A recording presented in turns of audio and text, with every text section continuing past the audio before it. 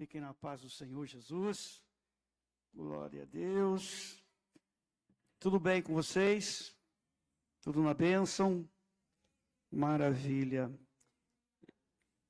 Nós começamos domingo, então, o nosso culto, o agosto de Deus, domingo de manhã e domingo à noite.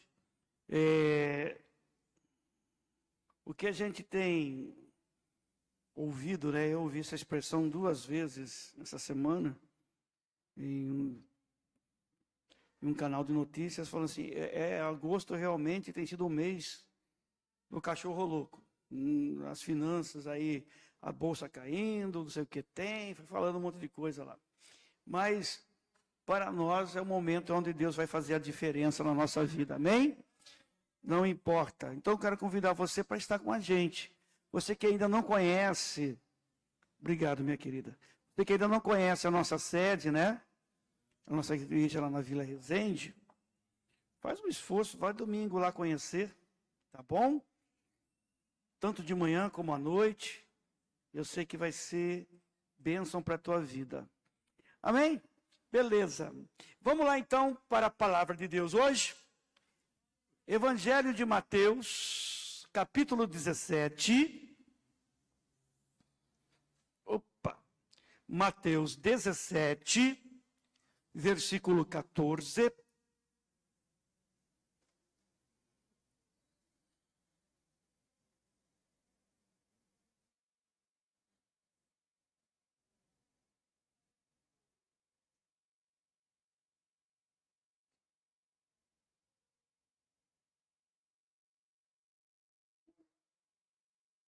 Esperar o pessoal da água lá dar uma sentadinha.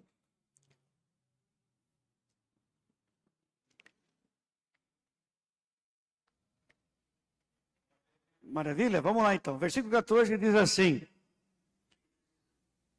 E quando chegaram, a multidão aproximou-se-lhe um homem, pondo-se de joelhos diante dele e dizendo: Senhor, tem misericórdia de meu filho, que é lunático e sofre muito, pois muitas vezes cai no fogo e muitas vezes na água.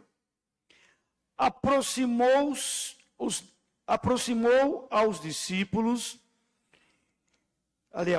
e trouxe aos discípulos, e não puderam curá-lo. E Jesus, respondendo, disse: Ó geração incrédula e perversa, até quando estarei eu convosco? E até quando vós sofrerei? Trazei-mo aqui. E repreendeu Jesus o demônio que saiu dele. E desde aquela hora, o menino sarou. Então, os discípulos, aproximando-se de Jesus, em particular, disseram: Por que não pudemos nós expulsá-lo? E Jesus lhes disse: Por causa de vossa incredulidade. Porque em verdade vos digo que se tiverdes fé como um grão de mostarda, direis a este monte: passa daqui para acolá, e há de passar, e nada vos será impossível. Até aí, amém.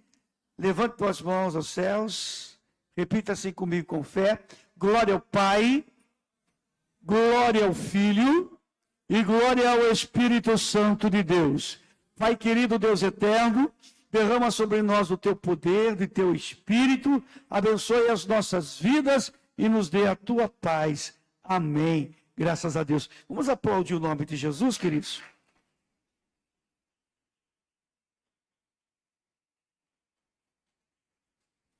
Amém. O que significa ter uma fé do tamanho de um grão de mostarda.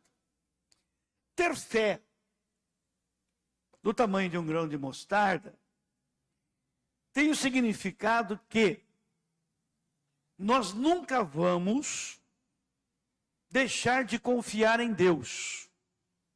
Vamos confiar em Deus em todo momento, em qualquer situação. E significa que estaremos sempre em constante crescimento espiritual.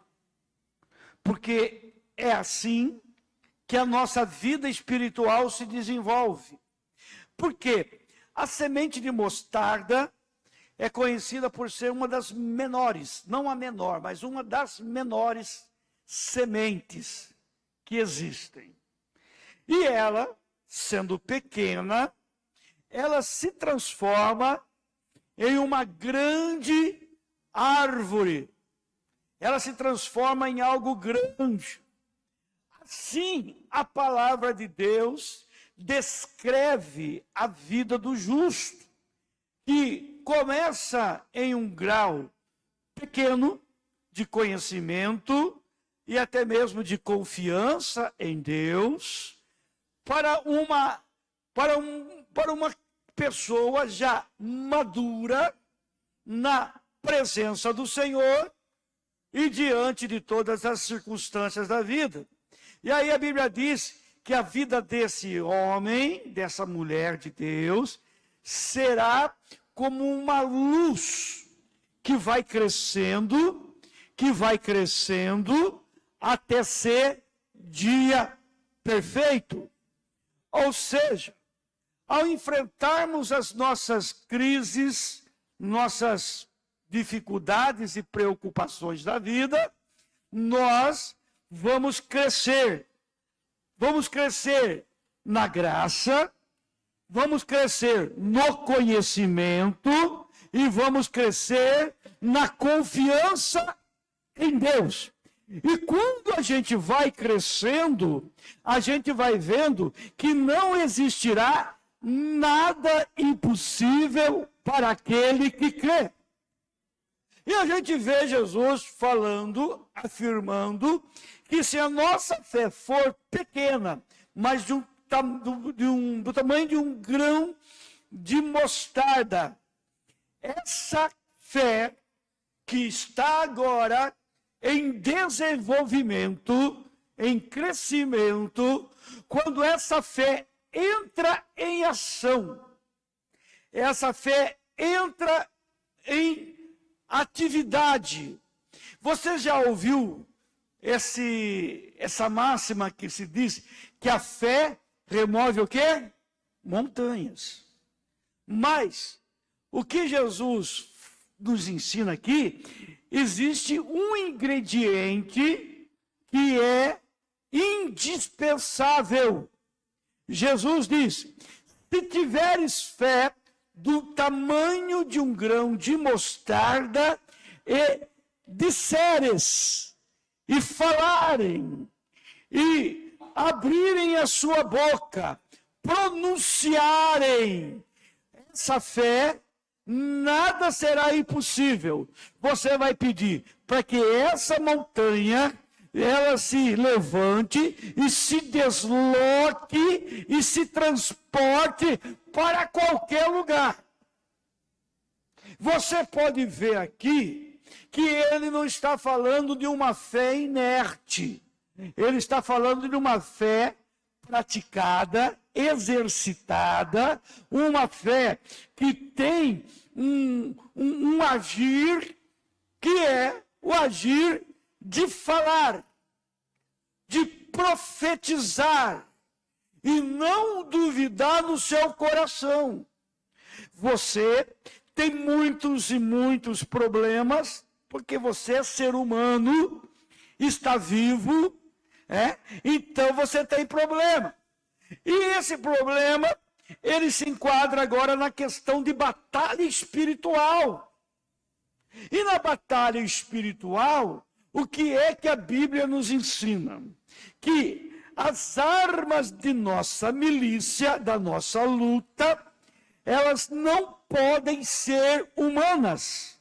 Filosofia, pensamentos humanos, coisas que encontramos em livros de autoajuda, nós não vamos conseguir superar estas questões, porque estas questões são espirituais.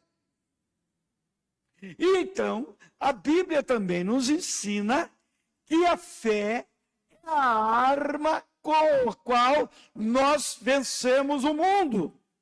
E essa fé, Jesus chama também de bom ânimo. Jesus dizendo, no mundo tereis aflições, mas eu vos digo isso para que em mim tenhais bom ânimo. Veja só o que Jesus está dizendo. Quando vocês olharem para mim, o autor e consumador da sua fé, é para você ter bom ânimo. Por quê? Porque eu venci o mundo. E aí tem gente que já acrescenta, portanto, vós vencereis também. Não, a Bíblia não diz isso. Mas é uma lógica. É uma lógica. Jesus disse, para que em mim vocês tenham bom ânimo. No meu exemplo, nas minhas atitudes de submissão, de obediência, de entrega à vontade de Deus.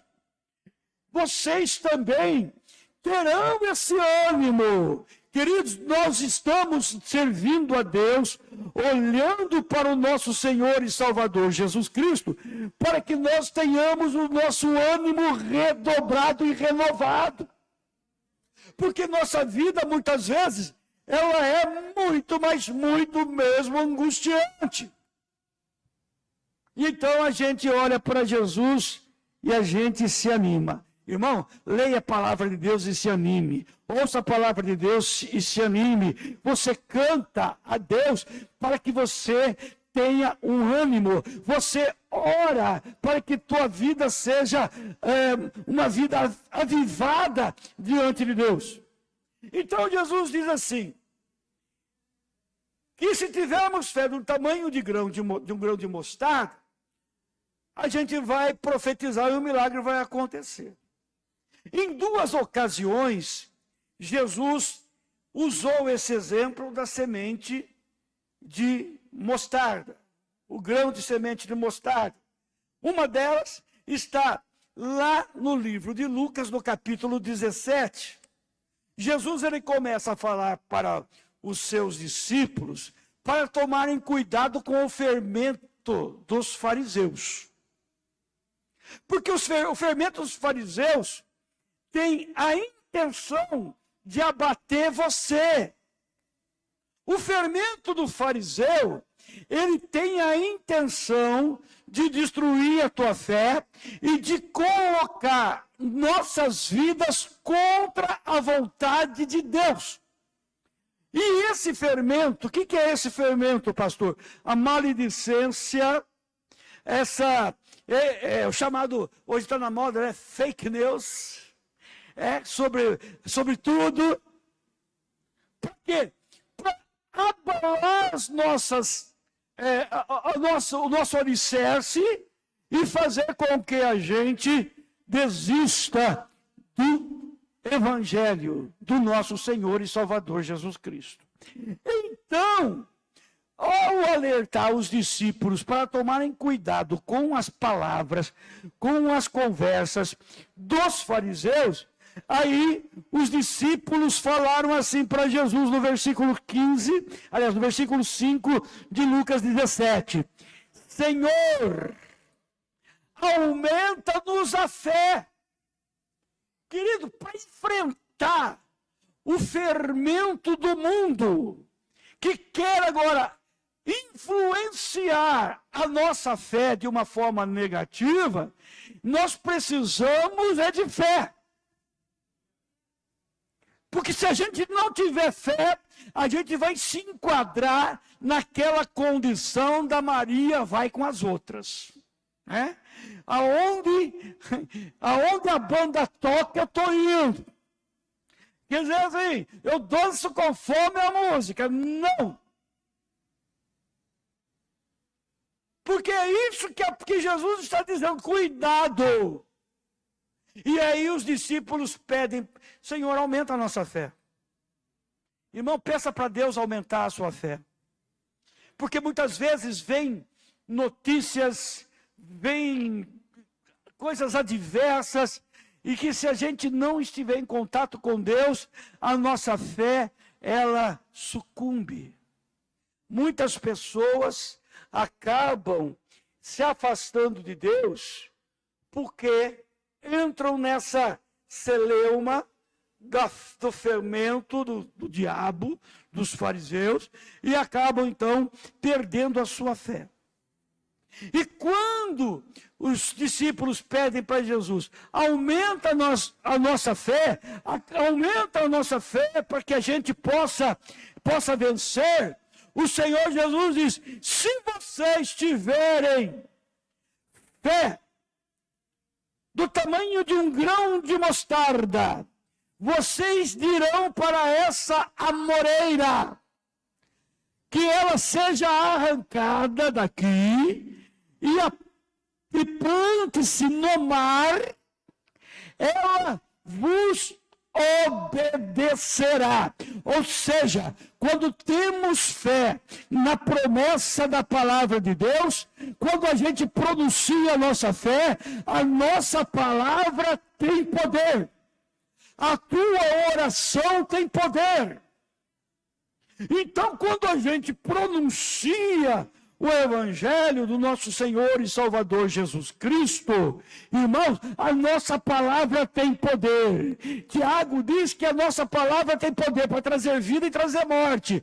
Isso é uma questão que nós devemos observar.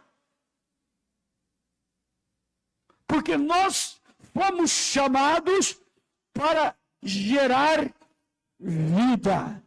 Vida. Irmão, Jesus te chamou para gerar vida, para gerar bênção, para gerar vitória, para gerar confiança em Deus. E não outra coisa.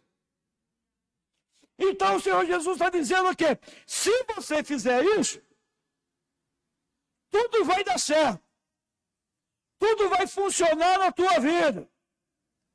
E nesse relato que nós lemos aqui, esse homem havia levado o seu filho, que estava possuído por espíritos malignos, que outrora queria matá-lo queimado no fogo.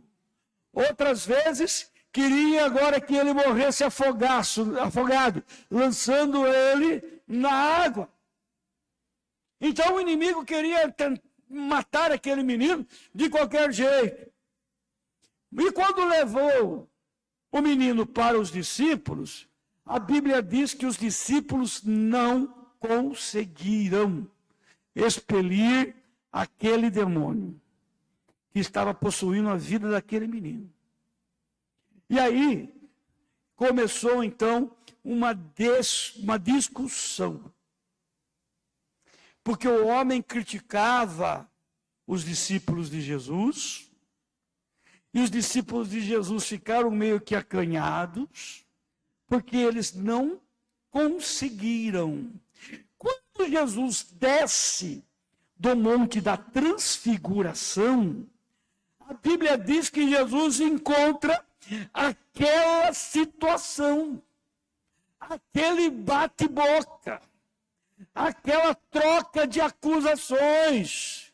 E aí Jesus pergunta, o que é que está acontecendo?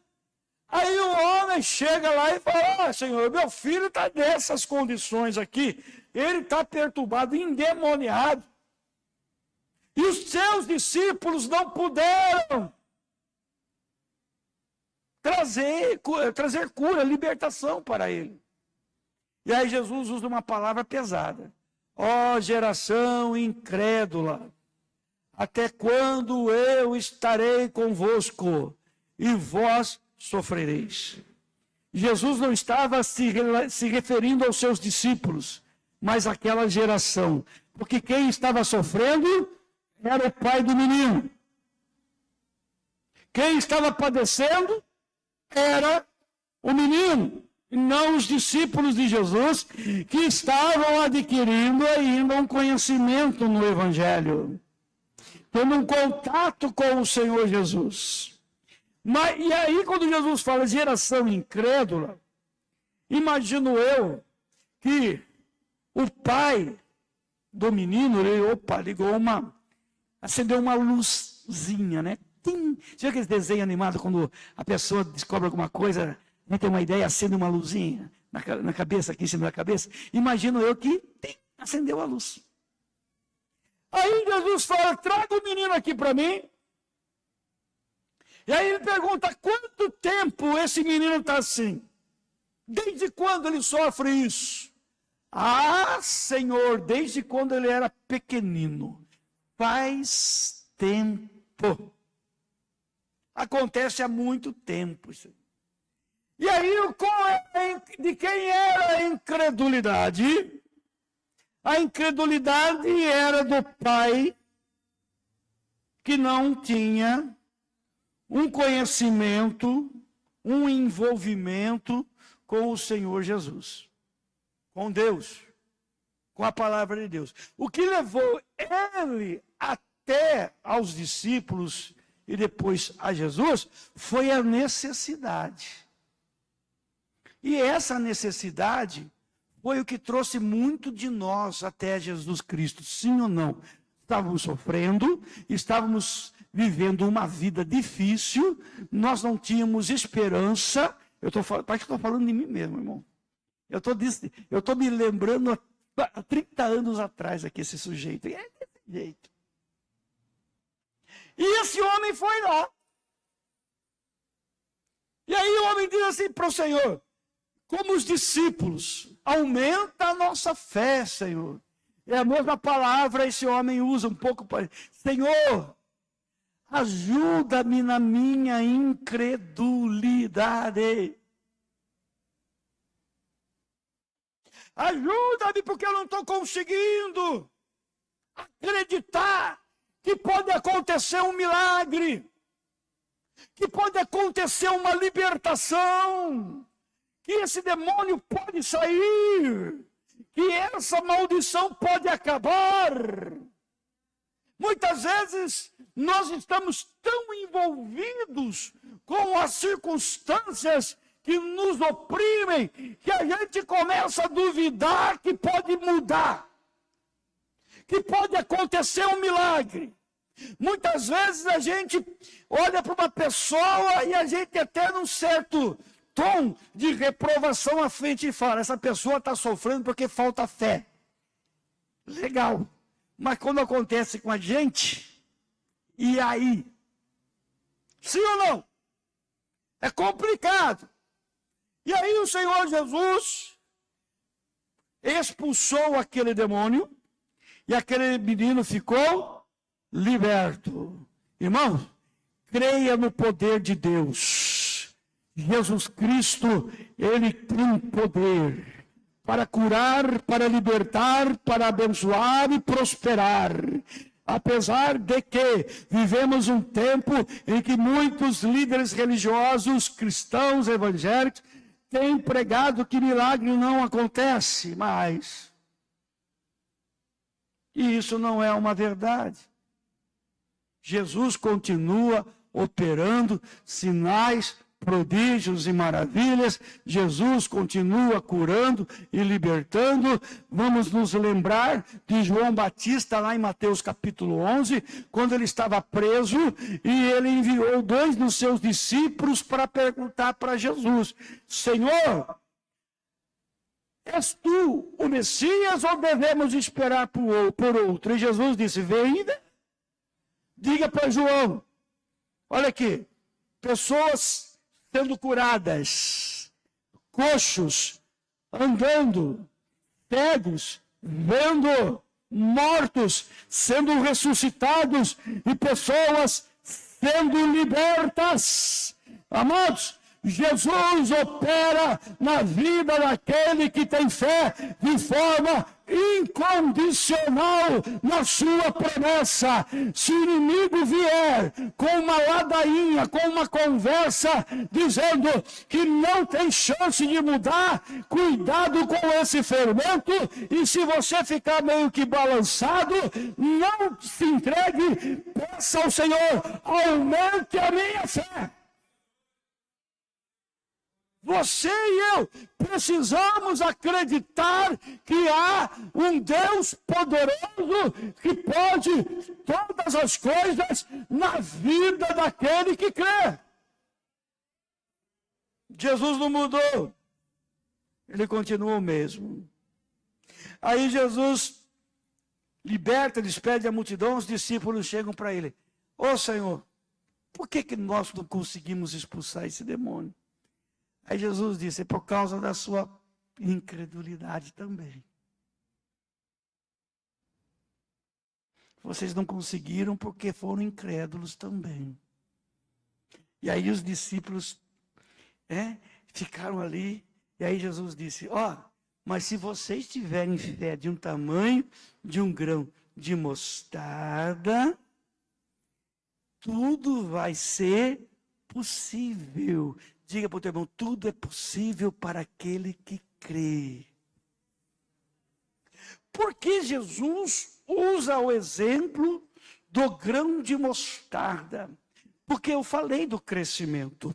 Ela é uma sementinha pequena e em contato com o solo, e ela se mantém lá naquele solo, e ela começa a tirar todos os nutrientes que a terra lhe cede, para que haja então a germinação da semente e haja também o crescimento.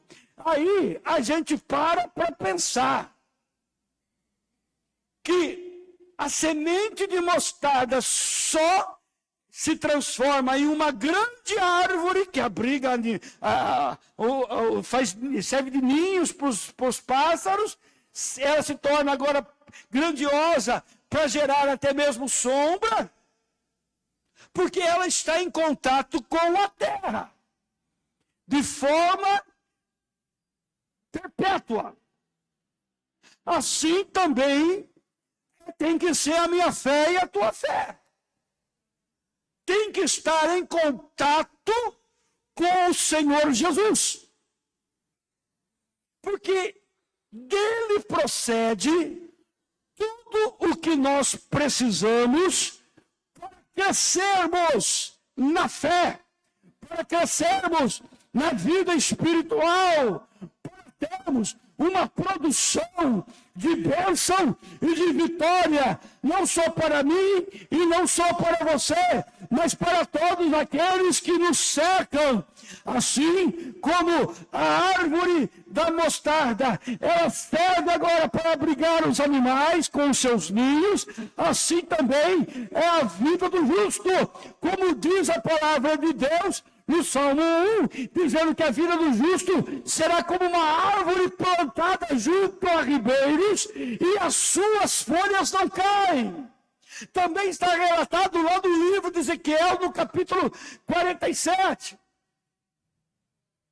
Vai servir de abrigo. Querido, a tua fé vai servir de abrigo para quem está perdido. Mantenha a sua fé viva no Evangelho. Vai servir de sombra para muita gente. Não apenas você será beneficiado pela tua fé, mas aquela pessoa que também está aí, debaixo de um sol escaldante, esquentando a moleira, sem ter um abrigo, uma cobertura espiritual. Irmão, Deus vai te usar para ser uma sombra, ou seja, você vai ser cobertura espiritual para alguém, você vai cobrir em oração, você vai cobrir agora na bênção, orando por aquela pessoa, pregando o Evangelho, você vai ser ministro da palavra de Deus, independente se está no púlpito ou não quer dizer nada, porque eu estou em cima do púlpito aqui, trazendo essa palavra, mas se eu também não levar essa palavra lá fora, eu sou nada. Não sou ninguém.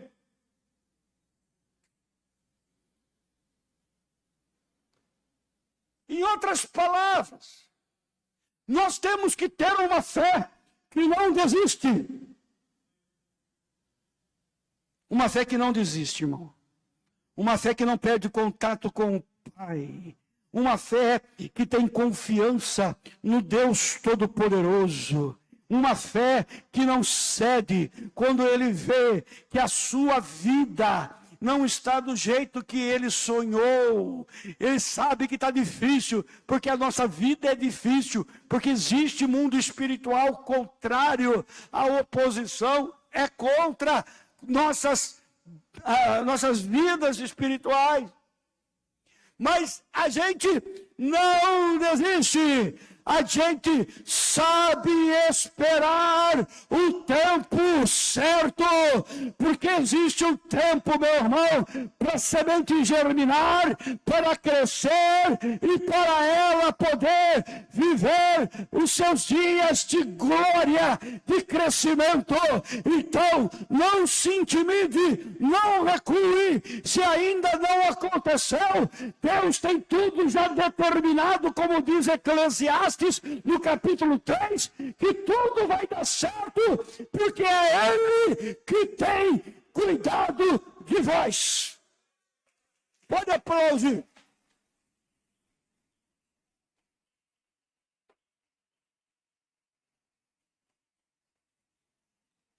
Quem tem uma fé atuante verdadeira, tem uma fé que nunca recua. Eu não vou recuar. Eu não vou lançar mão do arado. Eu vou continuar fazendo a vontade do meu Pai. Eu não vou recuar. Pelo contrário, vou me manter firme no Evangelho. Eu não vou cortar. Eu não vou interromper a minha vida com Deus. Porque eu sei que o meu Deus é uma fonte que nunca se extingue, nunca acaba, é uma fonte inesgotável de graça, de misericórdia e de muitas bênçãos para nossas vidas. Ter uma fé pequena, mas uma fé inabalável, que não duvida. Portanto, se a gente falar, o milagre acontece. A bênção de Deus vai acontecer na tua vida. E quando a gente fala algo que seja segundo a vontade de Deus. Porque muitas pessoas não recebem a bênção, porque pedem, mas não pedem segundo a vontade de Deus.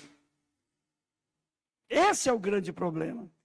Mas aquele que tem fé em Deus, está em sintonia com Deus, conhece a vontade de Deus, então ele tem uma direção de Deus até para pedir a Deus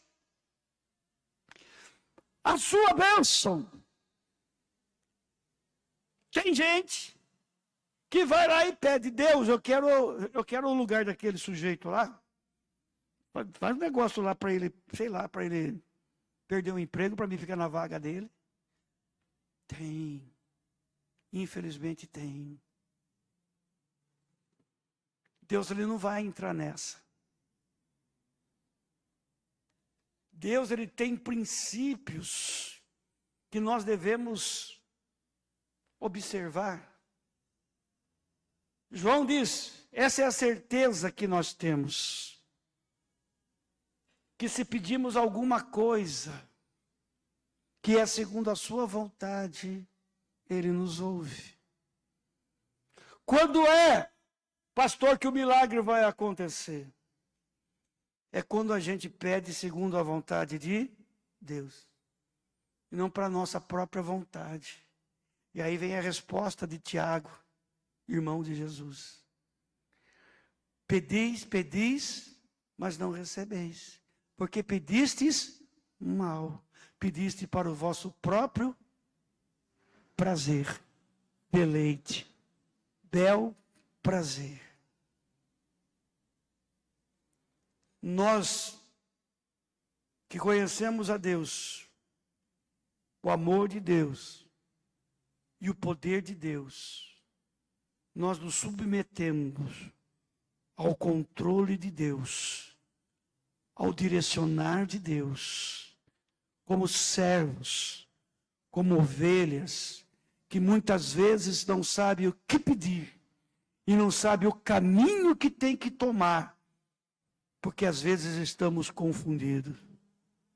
E nós sabemos que o nosso Deus, Ele sabe o caminho, que Ele conhece o momento certo para nos abençoar e nos dar a resposta que nós precisamos.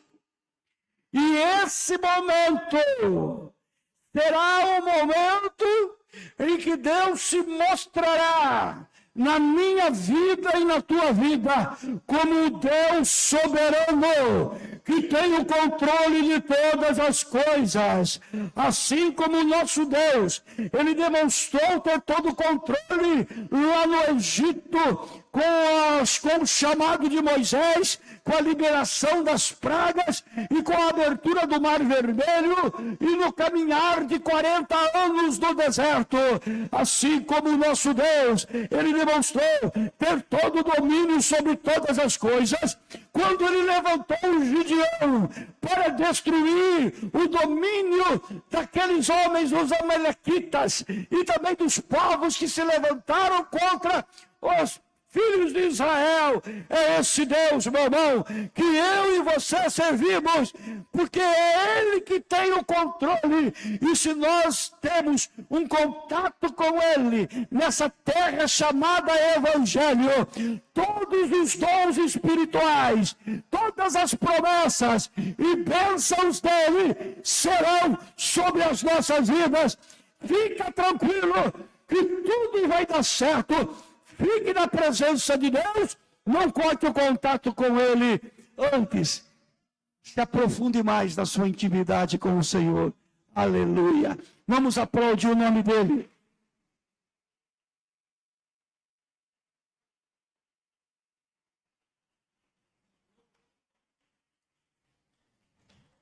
O que é que está fazendo você ficar desanimado, hein? Ficar abatido, abatida. É triste isso, quando acontece. Quando algum cristão, ao passar pelas tribulações da vida, ele desiste. Mas uma coisa, Deus quer que eu e você venhamos a saber: Ele não desiste de nós. Amém? Cortou aí? Ainda não? Pode cortar.